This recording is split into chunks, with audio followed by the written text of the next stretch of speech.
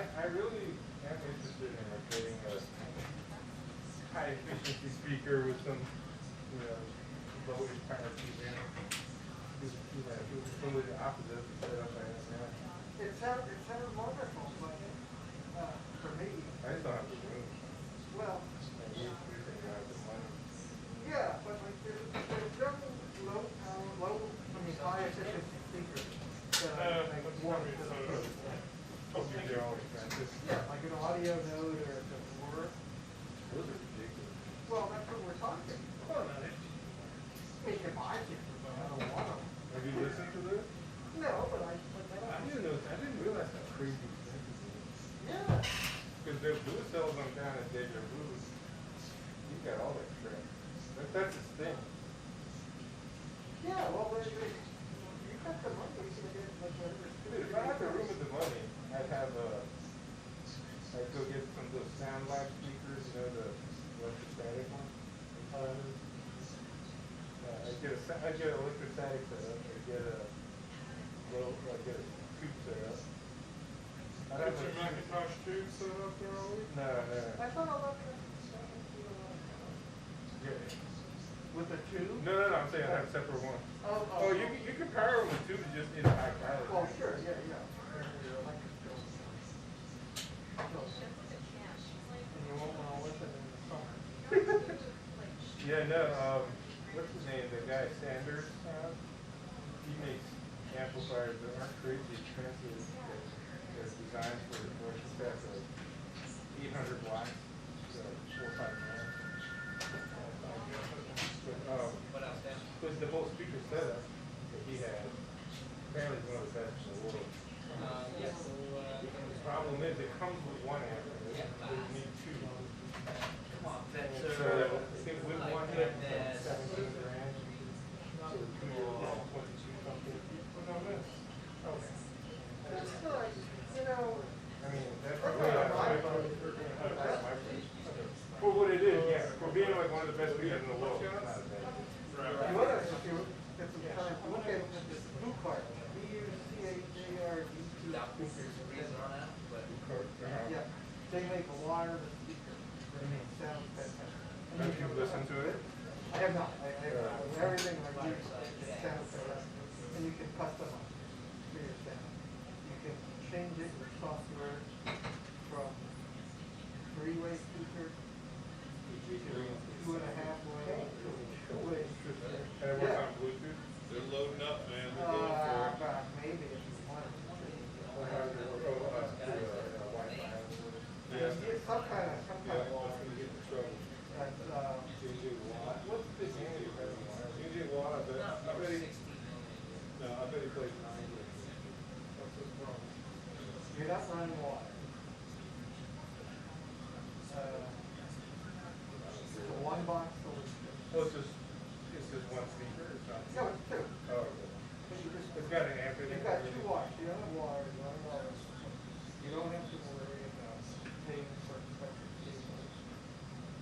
And the box, the thing it comes with, has everything in it. I haven't looked at it. I think it's pretty interesting. Oh, okay, so it's like a streamer / amp / control center or everything. Yeah. Oh, okay. How much is it? So,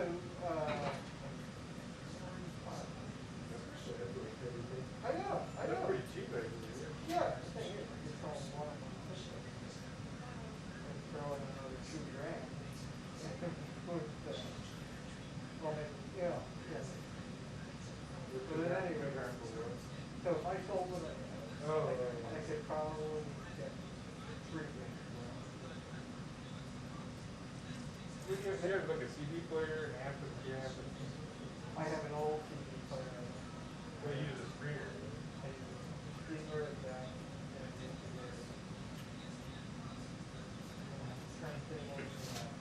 Oh, yeah. You know what speakers are kind of intriguing to me, but they're really expensive. Because they would work well in my room to have a small room. Because I think they're also, they're English or even something like that. Because they're designed to be put on the corner. to like science and law. And it looks how it was good for that.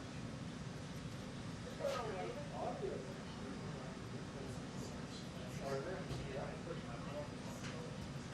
And they say you don't have to.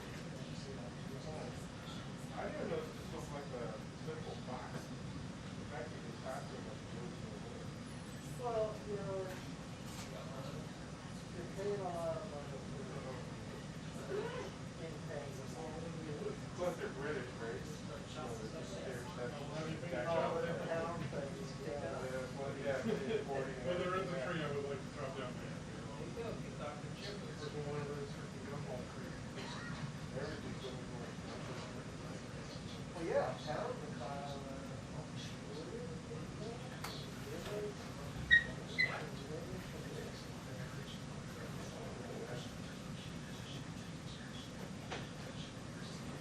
Oh, Larson. no. Down. Here's Psaki.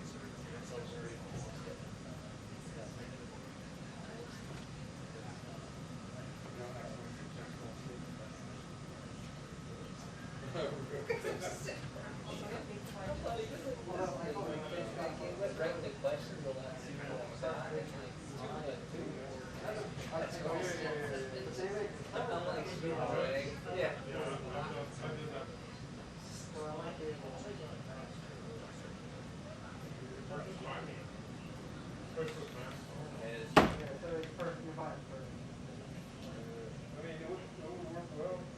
I have to see the dimensions exactly as it would work well if I did. But you're so. Do they make a cover for that? Yeah, well,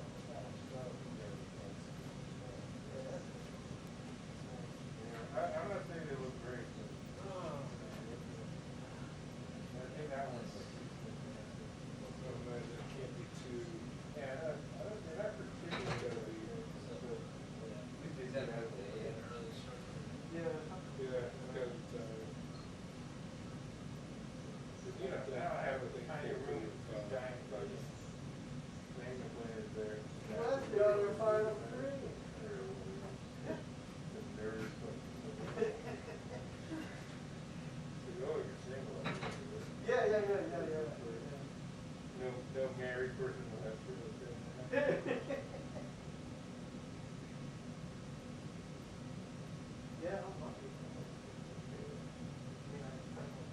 I don't have one place, but the only living room. Actually, Nora in my basement. She's okay with having secret in her living room. Yeah, I mean, you know. Well, she lets us film too. Right. She likes it on the TV. Yeah.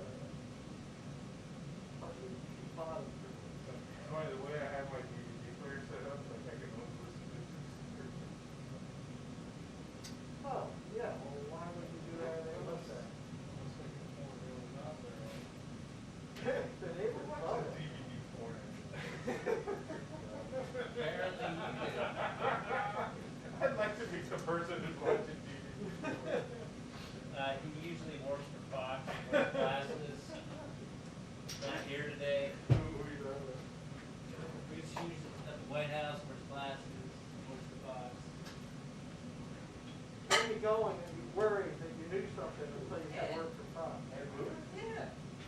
DVD porn? I don't even think he probably has a DVD. I was gonna say, it's probably so big. If he does, he doesn't know how to work it. The only reason I still use my DVD player is because I don't have Amazon or whatever, and I still get movies from Netflix.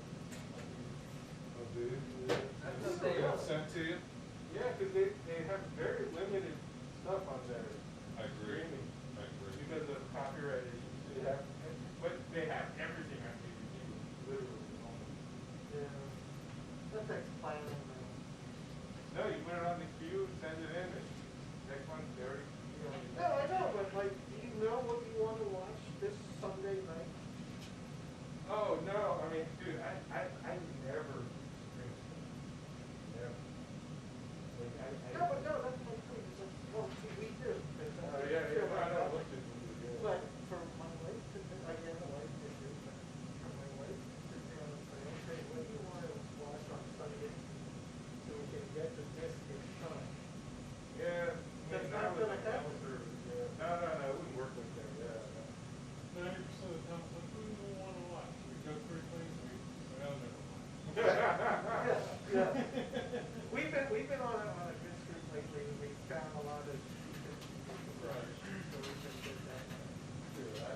But a movie, if you want to watch a movie, forget it.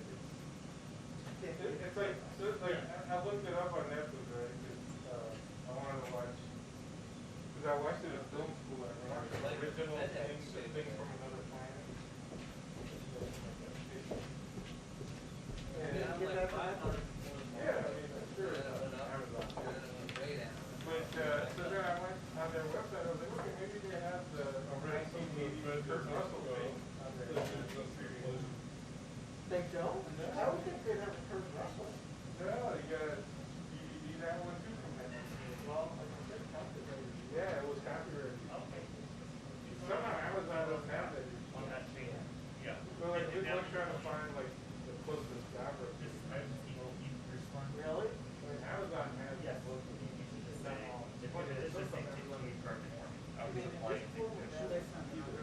No, you don't have to. We'll just correct it when we say it. With Netflix, you get one TV at a time for the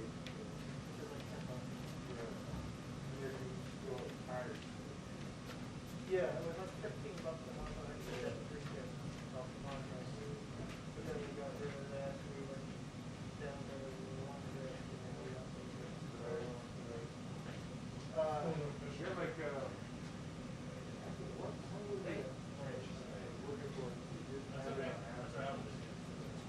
Did have it. Hey Jeff, how you doing?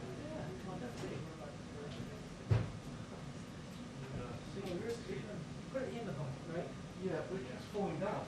Mine came with a hand, but I'm not sure it's really. Oh, mine doesn't fit. Put in the hole in this thing. Yeah. Oh, come on. There was one in there. Yeah. All I can tell you is it keeps falling down and getting crushed. I don't feel like I'm doing the right thing. You know, if you save it, it'll make you get ready to close it. No, I got it right here. But you could do it. Yeah, right. That's not like I said. No. You need to send that, you know, to the other people. I suppose it comes out in the wash. You don't have one. But you know, I do, but it's not a real hole. It's oh, really, it's a stitch. Yeah. You should just put the pockets like that. Yeah, you do. I know. It's quite a liberating moment. Yes, it is. Rip those pockets open and think, When you realize, oh, I have fun. Yeah. He's lying. No. I'm not high in the I'm the You a D? Yeah, we must.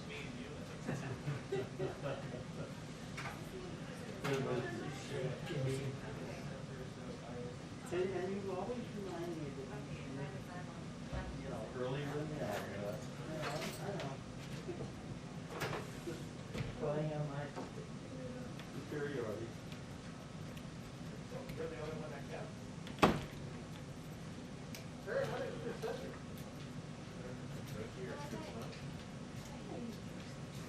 Oh, this is today. Yes, very today? good. Today's the 17th. So I did this today. Thanks, Chris.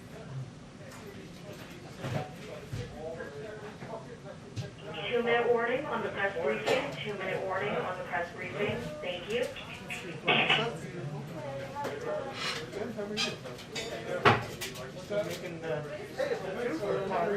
Oh, yeah, I just, for the first video last week.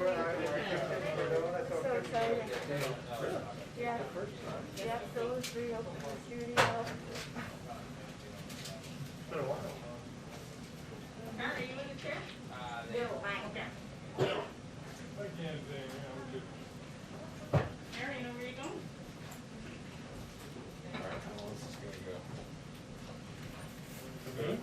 For the whole thing. You're gonna get what you need, right? Well, this is 30 minutes. Hi. Yeah, you're ahead of, you're right ahead of you. Sorry. Sorry. Very festive. Yes, but it. Very festive bunch in here. There you go. Darlene, particularly festive with her small shrub. Small shrub. Did he Yes. You have to knock it out.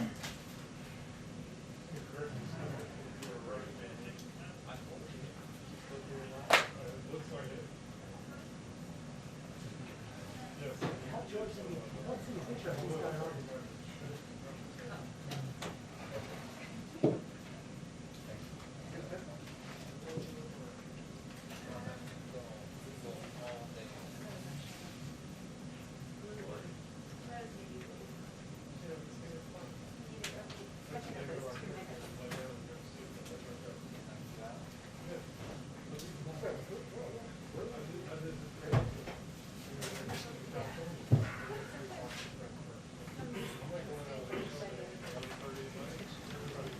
Hi, everyone. So much green, so much green. All right. Today we are fortunate to have joining us Secretary of Education, Dr. Miguel Cardona, who was confirmed just 2 weeks ago, a fellow nutmegger. That means from Connecticut, for any of you who don't know. He previously served as the Commissioner of Education in Connecticut. In this position, he faced the unprecedented challenge of responding to the COVID-19 pandemic and led the safe school reopening efforts in Connecticut.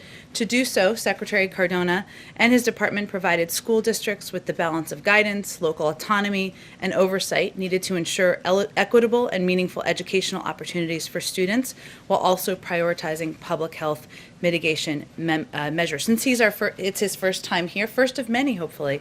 He has 2 decades of experience as a public school educator. He began his career as an elementary school teacher. He then served as a school principal. So with that, I will turn it over to the Secretary. He has a short timeline, so he'll be able to take just a couple questions today. As always, I'll be the bad cop, but we'll turn it over to you. Thank you. Thank you.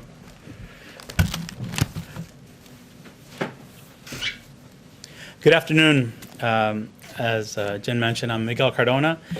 We're at a critically important time in our nation's history in education, and I'm honored to serve as the Secretary of Education. My goal, my priority right now is to safely reopen as many schools as possible, as quickly as possible. And to do that, earlier today, I notified all 50 states, DC, and Puerto Rico of the amount of funds they'll be receiving from the American Rescue Plan, totaling nearly $122 billion to help them reopen safely and quickly.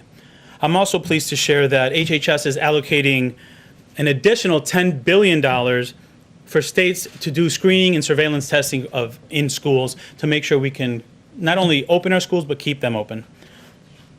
And then thirdly, I'm really, really excited to announce that next week we will be having our national reopening summit for schools, where we're going to hear best practices from across the country on how to do this safely and how to do it quickly.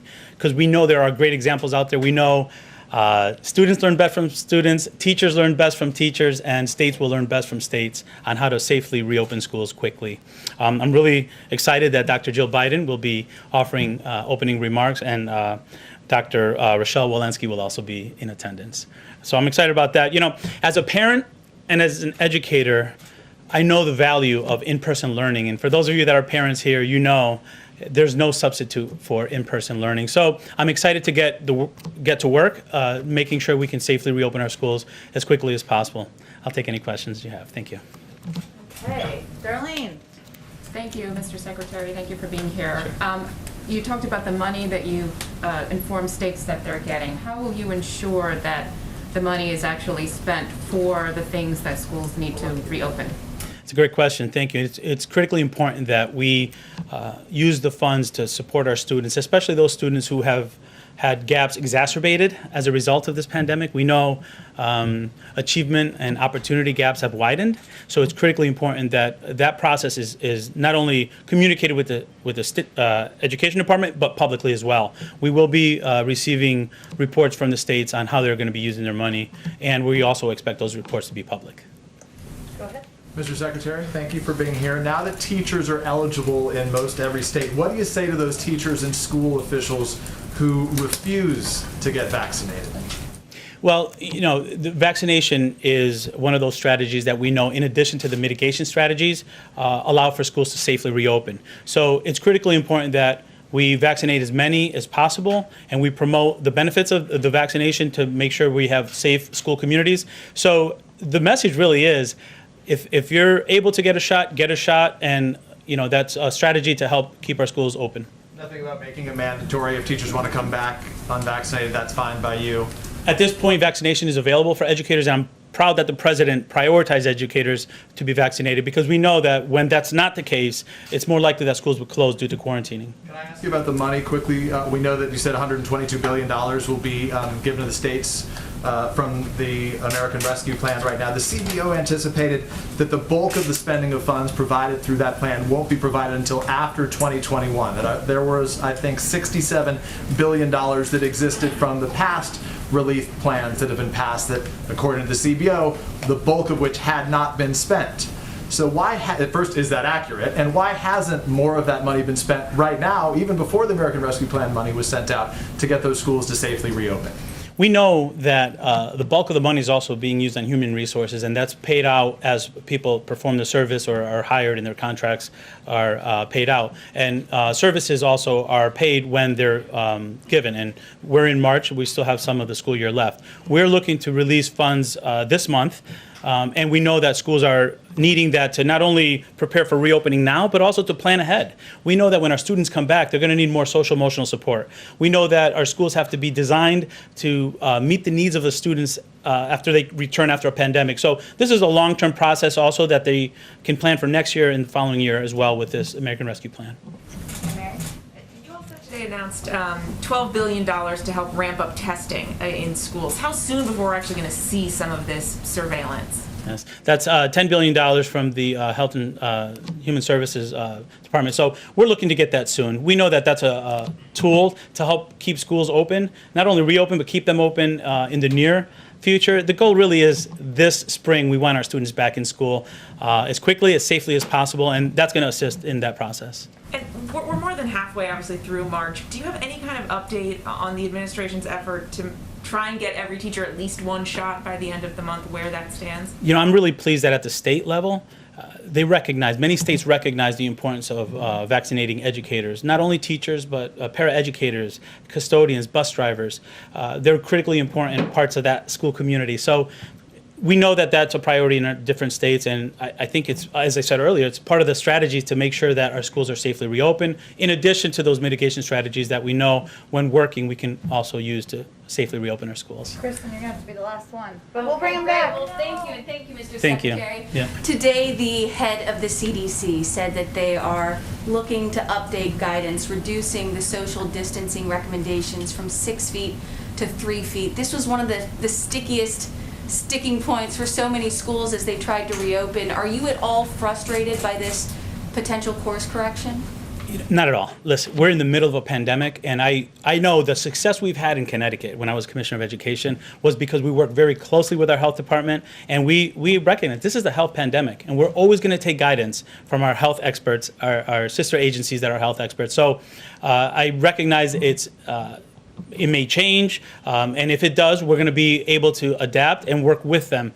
We were successful because we work closely with them, and we recognize that that partnership is what's going to lead to our schools being open as quickly as possible. Thank you. If you reduce it to 3 feet, would it make it much easier for schools to reopen, in your opinion? If it does go to 3 feet, it'll provide more opportunities potentially for students to enter our schools, which is the goal. Is there any chance that you could say something about the shootings in Atlanta? So the president has spoken out very strongly about the need to halt violence against Asian Americans. As the education secretary, do you see some role for the federal government to play in terms of spreading, message of tolerance or to work against discrimination? My condolences to the family and the communities that suffered that violence.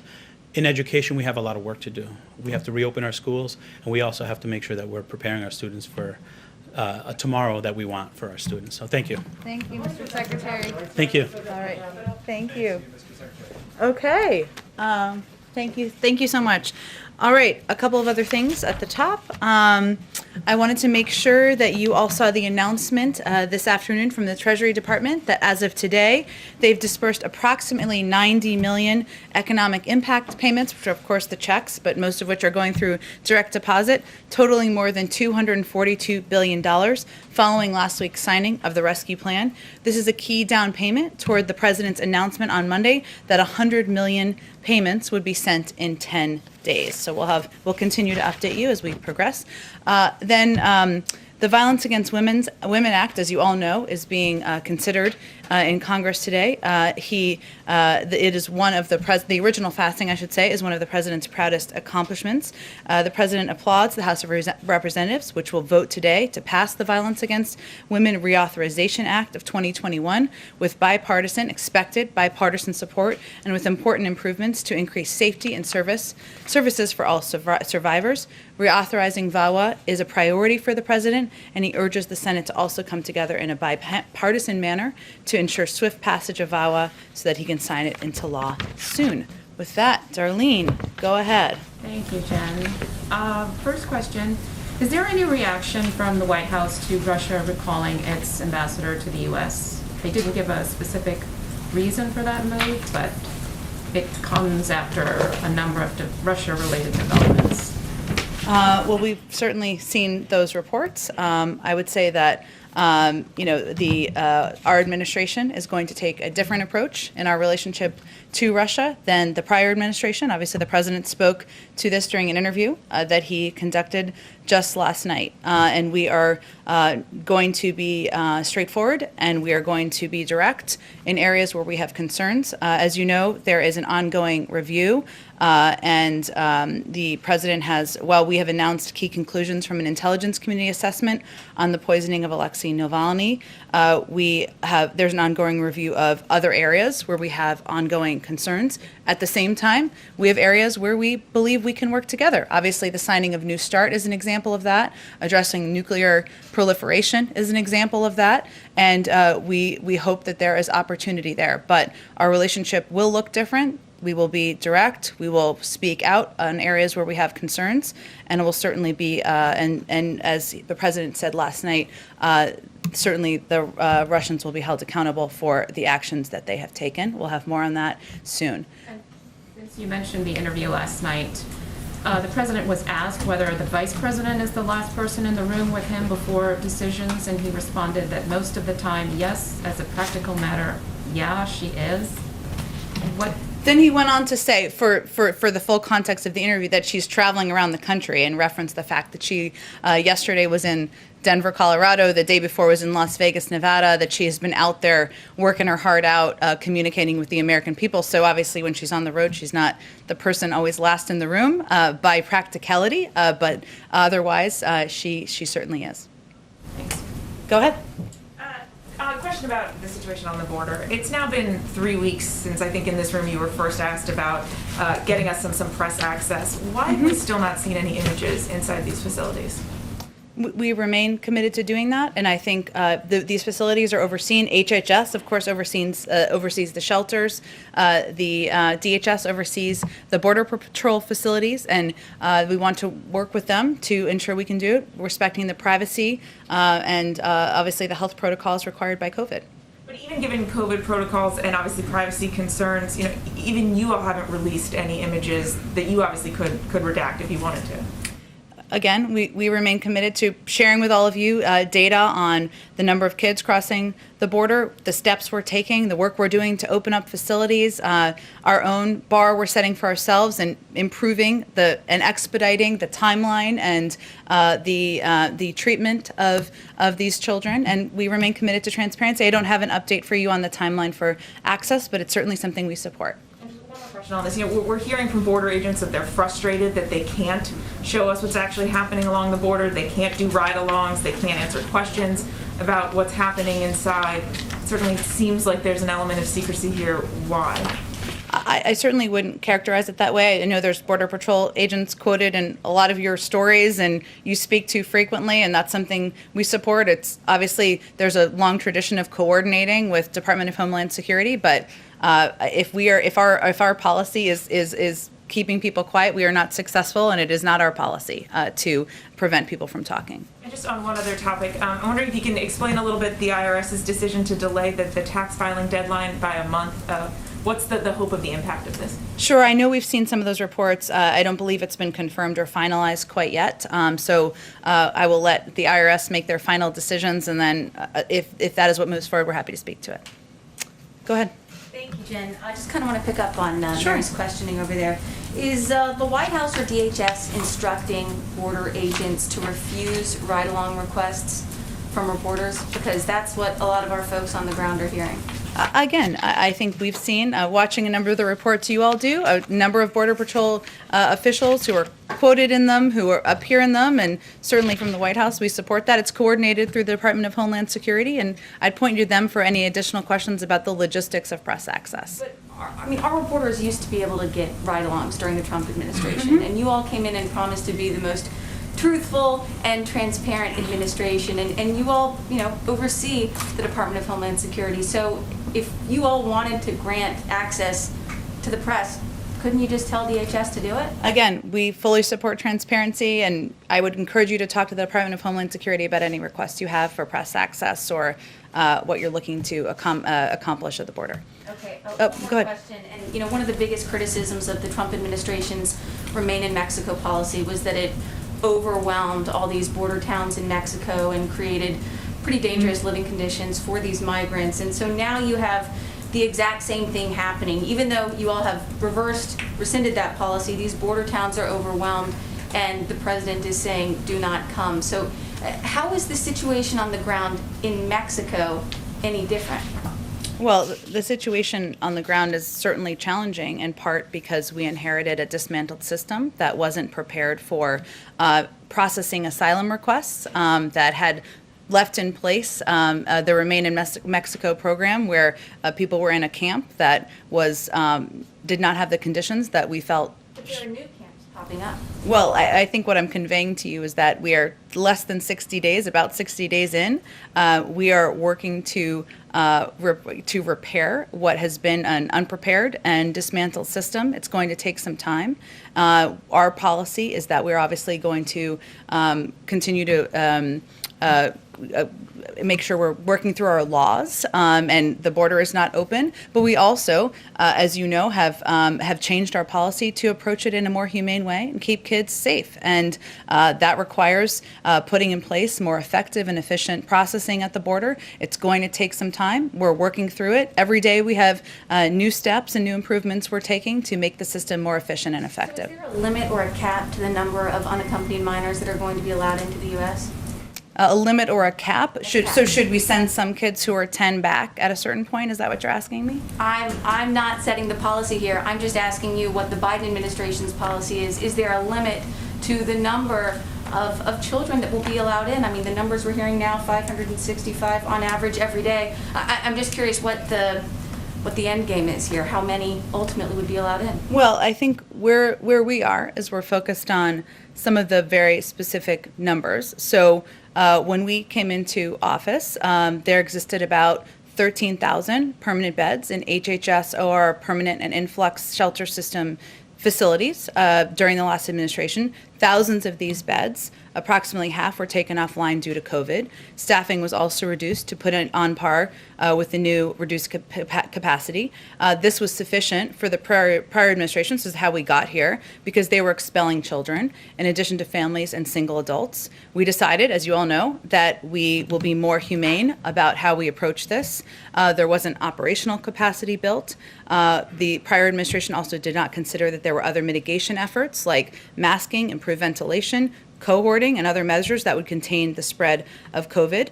There's now revised CDC guidance, which means there's greater capacity in these facilities where we can expedite getting children into them. We are taking steps to ensure that when kids come to the border, we look and see if they have a phone number in their pocket so we can call the family member and get them to those family members as quickly as possible. These are the steps that we're taking at this point in time. Our policy continues to be, we're not going to send a 10-year-old back across the border. That was the policy of the last administration. That's not our policy here. Go ahead. Is if unintentionally, in your commitment to keep these these children under 17 or 17 under safe, if unintentionally, is the U.S. government incentivizing parents to send their children across the border alone because that is their best chance to enter and stay in the United States? Well, that certainly you heard the president say in this interview that he conducted that he is encouraging people not to come. Now is not the time to come. This is not a safe journey for people to take of any age. And he believes, as he talked about last night, that no parent is looking and just trying to make a bet on whether their kid can kind of make it. This is a very difficult and treacherous journey. Most of these kids are fleeing very challenging circumstances. And his view is that there's a number of steps we need to take and steps that he hopes he can work with Democrats and Republicans on. So that's his goal. How's that message communicated to that we heard him obviously in the interview? How is that message being communicated by the U.S. government to those thousands, perhaps tens of thousands, who are already in the midst of this dangerous journey that they're making to the border right now, and they are not receiving that message? The thousands of children or the thousands of families? Children, families, adults, all of them, all the in-between that our teams from Telemundo and other reporters on the ground are meeting. Well, we convey with every official that speaks. Secretary Ali Mayorkas did an interview just yesterday. You've heard Roberta Jacobson speak to this, and a range of officials beyond them who are speaking directly with countries, working in partnership with them, speaking directly through channels that are in the region, that now is not the time to come. The border is not open. This is a treacherous journey. The vast majority of people will be certainly sent back on their journey, and that's the message we're sending. I guess it seems maybe it's a mixed message that's received right now, but initially Alejandro Mayorkas said, don't come now, right? And then we heard from the president saying, don't come, that the U.S. is in the process of setting up this system so that in your own home country you can apply for asylum. Yeah. So how do you, it appears to be a mixed message, or it's received as a mixed message, which is don't come now, come later, and others don't come at all. Well, I think this is no doubt a complicated circumstance, and what we are trying to do is address this in an effective and humane manner, and that requires putting in place additional policies and measures. You referenced one of them, which is reinstituting the CAM program, which would allow kids to apply from their home country. That is certainly a positive, an option. How long would it take till that's available to them? We are hoping that can be happen soon. I don't have an exact timeline for you, but we would like to put that back in place. It was a program that was already in place and was ended in 2017. So that's an example. We want to build on beyond that, so we can have programs where it ensures that kids are not taking this difficult journey, that they have other choices and other options. But I was also, and this will take some more time, but we're going to keep seeing these cycles, which we've seen. This is not the first cycle. 2014, 2018, these numbers have been increasing since April of 2020 of last year. Unless we work together, Democrats and Republicans, to address the root causes, there have been policies and bills the president worked with Senator Lindsey Graham as an example on a bill to try to give more funding to address the root causes in these countries. If we don't take those steps now, we're going to keep being on these cycles every year, year after year. Last question from the interview last night. Yeah. They talked about the topic of Governor of New York, Andrew Cuomo. I guess my question is, why did President Biden feel the need to weigh in to say that if the claims of these women were confirmed, that the governor would likely be prosecuted? Well, the president respects the role of law enforcement and the justice system, as we often state from here, and as he has often stated. He was asked a specific question about what should happen if the investigation confirms the claims of the women, and he answered that question. So in the past from this podium, previous Democratic administrations, they've said, we're not going to weigh in, not going to put our finger on anything that has to do with the Justice Department or their decision. He was not saying this is going to happen. Obviously, the process is going to play out. There's an ongoing investigation that should be swift. It should be thorough, and obviously, it will determine what the outcome is here. And he certainly respects that. Okay, thank you, Jen. Go ahead. Just want a couple of questions. So on the Atlanta shootings, do you see some need for the White House and the administration to create perhaps a point person to address anti-Asian violence, even though the shooting hasn't necessarily been linked? It is a concern that the president has raised. Is there some move afoot like that? Well, first I would say that it's important to note that the president, we've put out a few updates today, but just to reiterate, he was briefed overnight. He obviously talked to the Attorney General and the FBI Director this morning, and we're continuing to monitor the situation. As you touched on, local and federal law enforcement are still determining a motive. They had their own press conference this morning. That doesn't change the fact that this news was horrific, and broadly speaking, there has been an increase, as you have noted, and we have all seen, in attacks and crimes and hate crimes as well, and other circumstances against Asian Americans. And that's why he raised this in his address when he delivered, in his primetime address on Thursday night. He did sign an executive order, and actually there are ongoing processes, including from the Department of Justice, where they're doing listening sessions now. HHS will start those soon. He signed that executive order within the early part of his administration, and he's also asked Susan Rice and Cedric Richmond to do listening sessions as well, so that we can hear from the community and determine how that should impact policies moving forward. Broadly speaking, as you know, there's also an ongoing review of domestic violent extremism that is wide-ranging. That is a 100-day review that will take a look at a range of issues, and that will also be a longer-term strategic, comprehensive look at how that impacts our society, and this will certainly be a part of that. Just wanted to follow up on North Korea. So Sure. there are talks that are happening with the Chinese this week.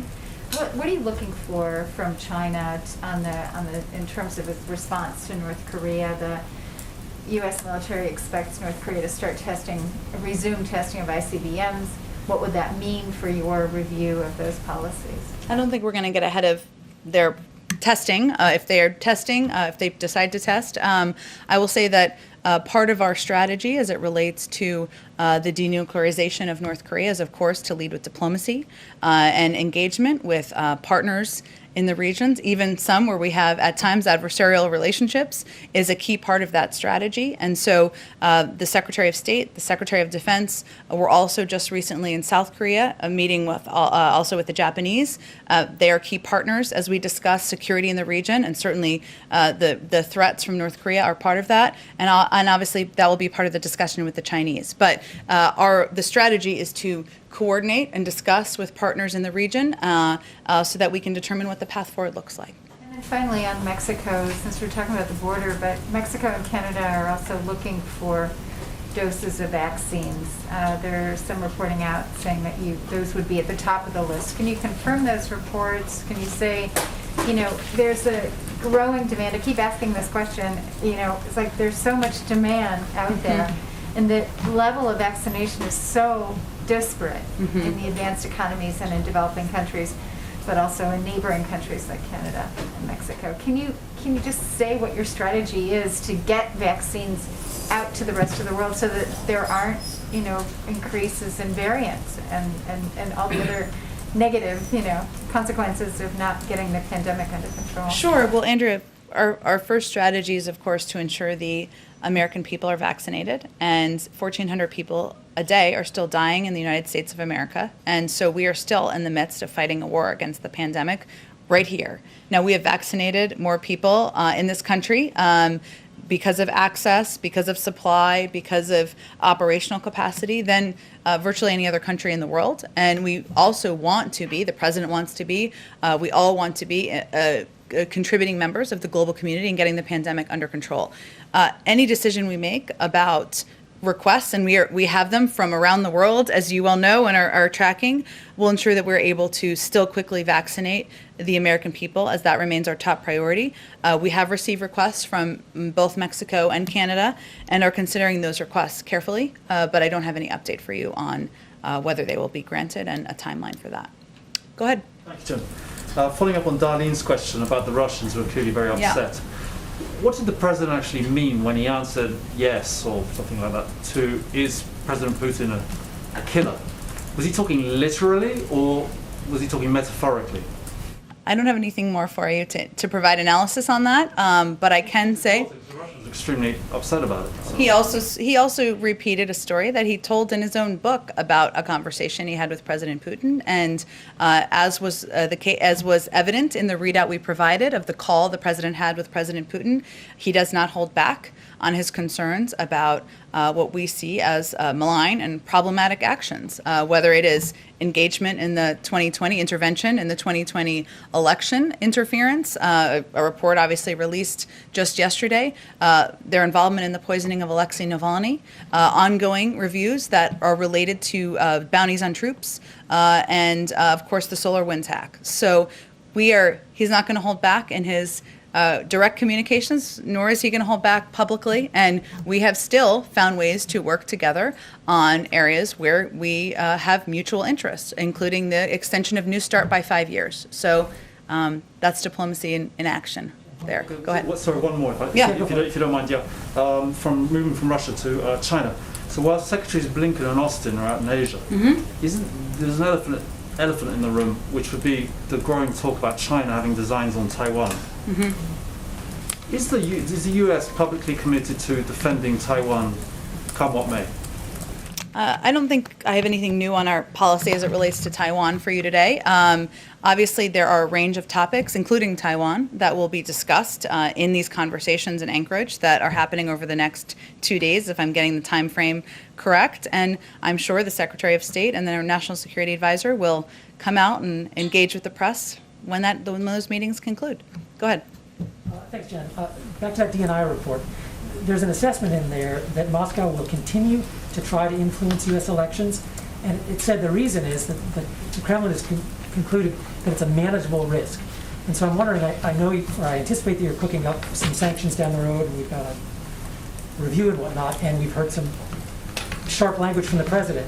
But it seems like Moscow has concluded that they can handle that, and so how will you keep them from interfering in the third consecutive presidential election? Well, first, the president's relationship and this administration's relationship with the Russians will be very different from what we've seen over the last 4 years, and we've already seen evidence of that from his first phone call with President Putin. President Biden has been clear that the United States will also respond to a number of destabilizing Russian actions. And as you know, and as we've already talked about, we have requested new or declassified intelligence community assessments in 4 such areas and plan to respond to each of them in the coming weeks. Those are ongoing. I would say that the Russians have intervened or attempted to intervene in elections for many years. I mean, long before 2016. We certainly are very eyes wide open about that and fully aware of that. But they're going to pay a price, as the president conveyed last night. We are not going to look the other way, as we saw a bit over the last 4 years, and we will continue to press them on their actions. And there's some language in that report. It said proxies for President Putin have undergone a disinformation or underwent a disinformation campaign, in particular alleging or pushing out disinformation of corruption of President Biden, and also the report specifically mentions his son. So what is his reaction to Putin and his proxies going after him personally? That was not our first awareness of that. I think we all saw that play out in public. So the president felt it was important to release the unclassified version of this report, which, as you know, the assessment was done under the last administration. It is evidence of the hard work of the men and women in the civil service who keep government functioning. But it's important for people in this country, members of Congress, other countries to understand what their actions are. And if we want our adversaries like Russia are attempting to divide us. And one of our strategies is to transparently expose their tactics so that the world is aware of them. So that's why we released this report. Go ahead. On the president's interview, he said on taxes that anybody making more than $400,000 will see a small to a significant tax increase. To clarify, did he mean individuals or households? Because it wasn't very clear. And Secretary Yellen, I think, has referred to households before. Families. Yeah. Okay, not individuals. Good. And then one other Go ahead. thing on schools that I didn't get to ask the secretary, but I know the White House is committed to trying to open schools 5 days a week. How many hours a day would that include? Are you pushing for full school days 5 days a week? Yep. Go ahead. Oh, go ahead. I'm very drawn to the green. I'm sorry. Go ahead. And the red and the green, go ahead. The president said in the Oval Office I'm going back to Atlanta, and then I want to ask you another question on the border. But the president said in the Oval Office he didn't want to make a connection on the motivation of the shooter in Atlanta. But to broaden it out, why does the president think attacks on Asian Americans are increasing in this country? Why does he think that's happening? Well, he wanted to be very clear because there's an ongoing FBI investigation, right? And he didn't want to attribute motive. There are law enforcement authorities who do that, and it's important to note when the investigation is concluded or not. So that was a bar he was working to respect there. I think there's no question that some of the damaging rhetoric that we saw during the prior administration, blaming, calling COVID, the Wuhan virus or other things, led to, perceptions of the Asian American community that are inaccurate, unfair, have raised, threatening, has elevated threats against Asian Americans, and we're seeing that around the country. That's why even before the horrific events of last night, he felt it was important to raise this issue, elevate it during his first primetime address, why he signed the executive order earlier in his presidency, and he will continue to look for ways to elevate and talk about this issue moving forward. The president said yesterday he does not have plans to visit the border. Why not? Because his focus is on action and taking actions and moving forward policies to ensure we are expediting the processing at the border, that we are opening more facilities, that we are putting in place policies that will move kids more quickly through the Border Patrol facilities, more quickly into safe and secure homes, and that's where his focus is. He doesn't want to get a first-hand look down there himself and talk to officials there. How is he getting updates? He talks to plenty of officials, and he also has received a briefing with photos and directly from his team who went and visited the border and went to a range of facilities. How frequently is he getting updates on some of the numbers of people who are being taken in, and how frequently is he talking to officials that are down there who are getting that first-hand look? Well, he's getting updates. I mean, sometimes it's a part of his PDB. He gets updates regularly. I mean, several times a week. It's an issue that is front and center for him. And certainly he's asking questions in a range of meetings with senior officials about progress that's made, about systems that he thinks should be unstuck, about looking for more creative ideas to help ensure these kids are treated, they are put into safe places, and that the work is expedited at the border. Go ahead.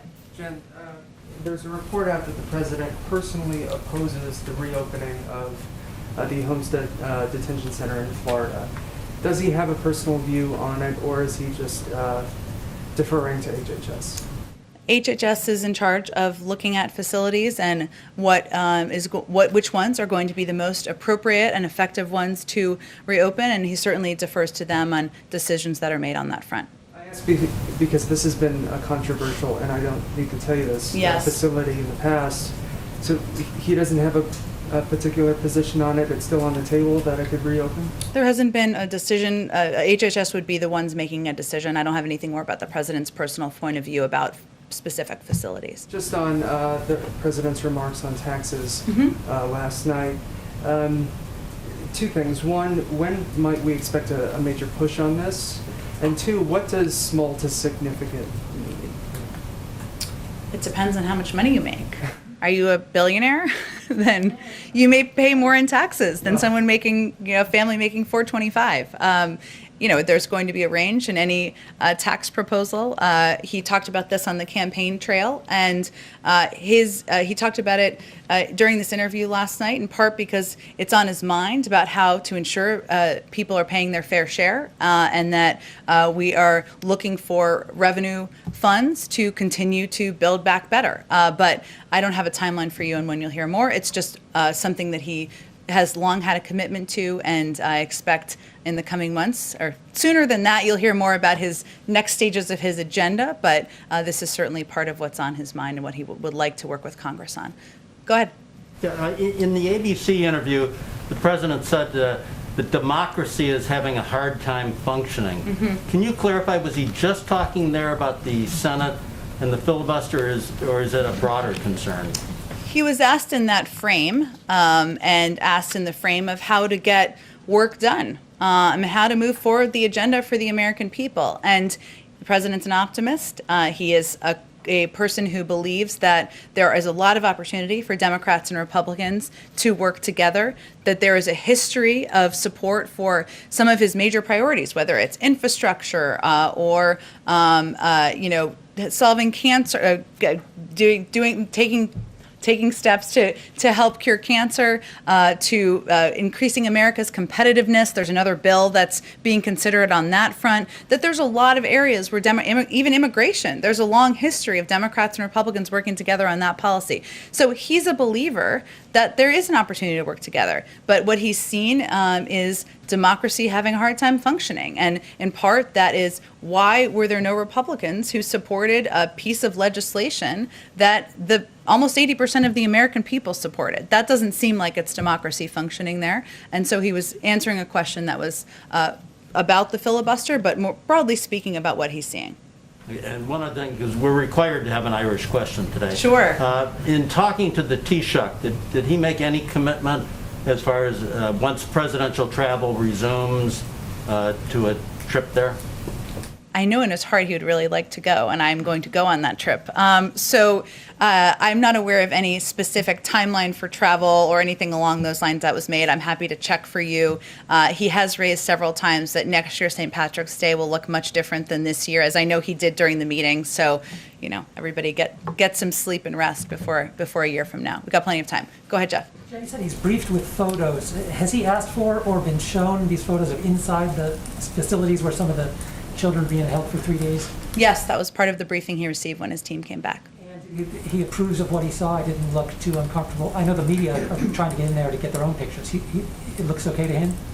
I certainly did not say that. This is the Border Patrol facilities are not facilities made for children. He is committed to expediting the processing at the border. One of the reasons he wanted a briefing from people who have been in there is so he can see himself what it looks like. And he has redoubled, he was already committed before this, his efforts to ensure we limit it to 3 days and that we move kids as quickly as possible into these shelter facilities where they can have access to health, to medical experts, to educational experts, to legal advice, and even beyond that, one of the practical steps that he's really pushed the team on is how many of these kids, when they come across the border, have a phone number in their pocket, and can we embed HHS and ORR in the system, in the process, so that they can call that number and see if that can be a vetted family member to get these kids connected to quickly. So he wanted all the specific details. He got that briefing, which I talked about a bit in here about a week and a half or 2 weeks ago. I can't remember the timeline. And since then, we've put in place a number of steps to expedite the process, to look for additional facilities, and to look for ways to improve the very challenging situation at the border. Let me just go to make sure I get to everyone. Linda, go ahead. Sure, hi. Thanks, Jen. One from me and then one I'm the pool reporter, so I have one from another outlet. So my question actually was for Secretary Cardona, but I'll ask you. Sure. Is the Biden administration concerned about the number of families choosing alternatives to public education because of the pandemic? And does the administration have a plan to encourage them to return to public school? It's a great question. I wish you'd asked him that question. I'm happy to talk to him about it. I know he had a very limited amount of time today. I was just excited to get him here. Look, I know that this past year has not looked for school. As a mother myself, my daughter did not start kindergarten this year, and I know a lot of people. We know a lot of people had to make different choices, but I can talk to him more about what the plans are to encourage people to get back into the public school system, and obviously that's an important and vital part of communities across the country. Did you have a second question you wanted? The other question from another outlet. So after today's meeting with the Irish Taoiseach, are there other international meetings on the President's agenda in coming weeks? There certainly will be. I don't have any to preview for you today, but engaging, he's had a number already of remote engagements with his counterparts around the world. Foreign policy is one of his first loves, and so I certainly can convey to you that he will have more of those in the weeks ahead, and as they're scheduled and finalized, we'll share those details with you. Go ahead in the back. Yeah, on the COVID-19 vaccines, what does the president say to Americans who have ethical concerns about taking some of those vaccines, that it might violate their conscience? Give me a little more information. Why would it violate their conscience? The Johnson & Johnson one. Well, that one has ties to a connection to abortion-derived cell lines. So some people are worried that would violate their conscience, taking that. So the president would say what to that? He would say, I know the Pope has spoken to the safety and efficacy of all 3 vaccines, and the American people. These vaccines have been validated by health and medical experts. They're trying to save people's lives, keep people safe, and return our country to normal. On schools, billions are going out to try to get them to reopen now. If come fall, if schools are still unopened, would the administration find that unacceptable? We certainly expect schools to be open in the fall. Go. On Okay. airports? Yep. TSA reporting big numbers going to airports. Is the administration worried that the COVID-19 response team's message is just not getting through to people? They're telling people, don't travel, don't travel, don't travel, and people are plowing through the airports. Well, we certainly have to reiterate, and our health and medical team are doing the same. It's not a political message. It's a message from our doctors that's just conveying the fact that the guidelines have not changed in terms of limiting commercial travel. If people are not vaccinated, especially, there are great risks to travel. We've seen that play out. They've spoken to this frequently, our health and medical experts. So we'll just have to keep reiterating that message. We understand it's hard. People want to see their family members. People want to go see their friends, but we are fighting through this pandemic. People are still dying across the country, and we'll keep at reminding people of that. Go ahead in the back. The press conference next week with the president, any idea how it's going to be assembled? Will it be in here or somewhere else? I don't think it will be in here because it would be very limited numbers in here. We are working to figure out where we can do it in the White House to ensure we have a greater number of people who can attend, and we will do that in a very transparent manner. So we're site looking at this point in time, and we'll have more updates for you soon. Go ahead in the back. First question from a colleague. Is President Biden going to call the president of Ukraine, Zelensky, in the near future? Do you have any update or any other potential engagements in the near future? I don't have any previews for you on foreign leader calls at this point. Typically, we preview those maybe the day before, but I'm sure he will have some in the near future, but I don't have any specific ones to preview for you today. And on the vaccine, the president said yesterday that the U.S. is in talks with several countries about sharing vaccine. In the past, you criticized Russia and China for so-called vaccine diplomacy, and you suggested that it should be done through international project or institutions. So, do you exclude sharing vaccine on a bilateral basis?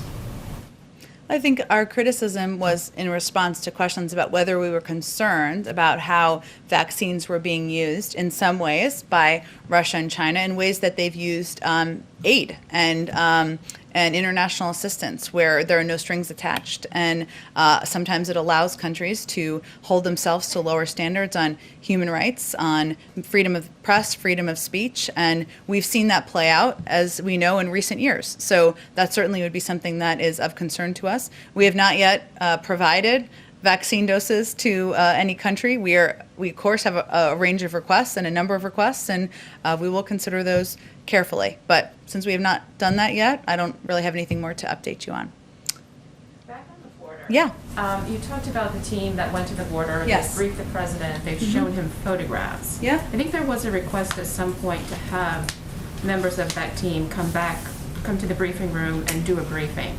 So where does that stand? And since there are photos from that team, why not release those, since with the previous lines of questioning, you have said go to the Border Patrol or go to DHS for the access questions? I'm happy to invite them to the briefing room and talk to them about the photos. And will that team return to the border or some other configuration of staff members? Will they be making periodic trips down there to assess conditions, or was this one and done? I expect we'll have additional trips to the border, but I don't have one to preview for you today. Thank you, everyone. Happy St. Patrick's Day. You said 425,000. I was 400. I was saying that if you're a billionaire, you're going to pay more in taxes than somebody making 425. Over 400. I was just as an I see. example. Oh, okay. Yeah. Okay. Sorry, I wasn't trying to change the threshold. Yeah, on we you. were just like, oh no, new No. threshold. Okay. I should have used something more, 572 something. Thank you. Thank you.